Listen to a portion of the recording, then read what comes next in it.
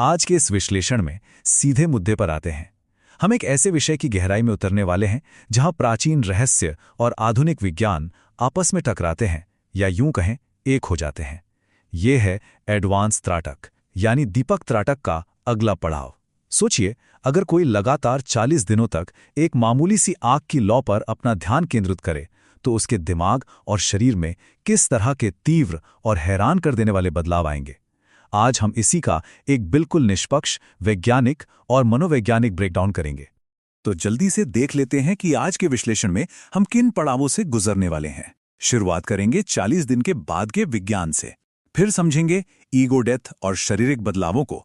उसके बाद बात होगी ऑरा और परादृष्टि की, फिर एक बेहद खतरनाक ट्रैप यानी हाइपर एम्पैथी और गॉड कॉम्प्लेक्स की, और आखिर में हम पहुंचेंगे ब्रह्म प्रकाश के अद्भुत अनुभव तक। तो चलिए शुरू करते हैं पहले हिस्से से, 40 दिनों के बाद का विज्ञान और उस सीमा को पार करना। आखिर इन 40 दिनों के बाद असल में होता क्या है? योग में 40 दिनों के इस चक्र को एक मंडल कहा जाता है, और जब ये चक्र पूरा होता है ना, तब दिमाग अपनी पीक न्यूरोप्लास्टिसिटी पर पहुंच जाता है। आसान भाषा में कहें तो हमारा दिमाग अपनी इंटरनल वायरिंग को पूरी तरह से बदलने की क्षमता हासिल कर लेता है। ये कोई साधारण आंख बंद करके बैठने वाला ध्यान नहीं है। ये दिमाग के स्ट्रक्चर को उसकी मैक्सिमम लिमिट तक पुश करना है, एकदम पीक पोटेंशियल। अब यहां प्राचीन ज्ञान और आधुनिक विज्ञान का गजब का मिलन देखिए। प्राचीन योग जिसे अद्वैत या नॉन ड्यूअलिज्म कहता है, जहां देखने वाला और वो आग की लौ बिल्कुल एक हो जाते हैं, उसी स्थिति को मॉडर्न साइंस हमारे दिमाग के फ्रंटल और पैराइटल लोब के बीच एक बेहद मजबूत कनेक्शन के रूप में देखता है। और इसका नतीजा क्या होता है? इंसान को स्पेस और टाइम का यानी समय और स्थान का होश ही नहीं रहता, सब कुछ जीरो हो जाता है। इस डीप स्टेट में बाहरी दुनिया का अस्तित्व सच में खत्म सा हो जाता है। एक इतना इंटेंस सेंसरी शिफ्ट होता है कि पलकें झपकना तक बंद हो जाती हैं। बाहर का शोर पूरी तरह गायब। और पता है क्या होता है? अपने ही शरीर की नसों में बहते खून की सूक्ष्म आवाज एकदम साफ और तेज सुनाई देने लगती है। ये वो पॉइंट है जहां बाहरी दुनिया बिल्कुल पीछे छूट चुकी है। लेकिन इस लिमिट को पार करने के बाद एक भयानक परीक्षा शुरू होती है। भाग 2, ईगो डेथ और शारीरिक बदलाव यानी सबसे कठिन परीक्षा। महान मनोवैज्ञानिक कार्ल जंग ने इस अनुभव को ईगो डेथ का नाम दिया है। जब कोई इस एडवांस स्टेट में पहुंचता है तो उसका अहंकार, उसका ईगो बुरी तरह विद्रोह करता है। मनोविज्ञान में इसे डीपर्सनलाइजेशन कहते हैं। एक ऐसी डरावनी स्थिति जहां ऐसा लगता है कि बस अब वजूद खत्म हो रहा है या मौत आ रही है। पर ध्यान देने वाली बात यह है कि यह शरीर की मौत नहीं है, बल्कि उस बेचैन, घबराए हुए मन की मौत है। इसके साथ ही एक और दिलचस्प चीज होती है। प्राचीन हठ योग में एक स्थिति है केवल कुंभक, जहां सांसें इतनी हल्की हो जाती हैं कि अगर नाक के पास एक रुई का टुकड़ा भी रख दें तो वो हिलेगा तक नहीं।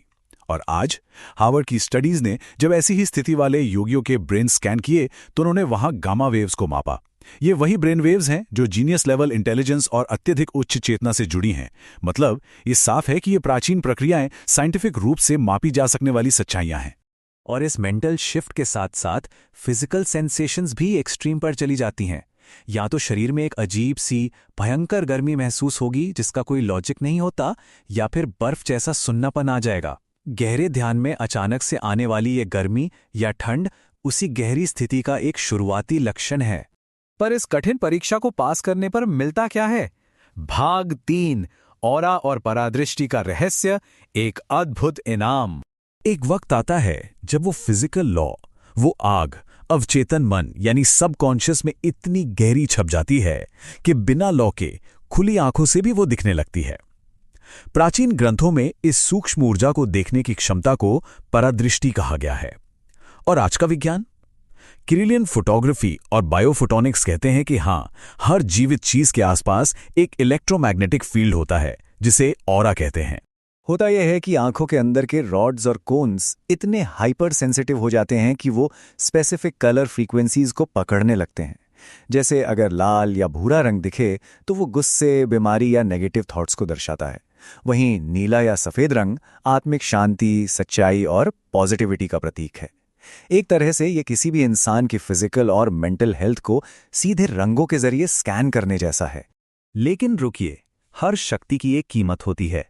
भाग 4, हाइपर एम्पैथी का खतरा। एक मनोवैज्ञानिक जाल। इस जाल में गिरना बहुत ही तेजी से होता है। स्टेप 1, आंखों के रॉड्स और कोन्स हाइपर सेंसिटिव हो गए।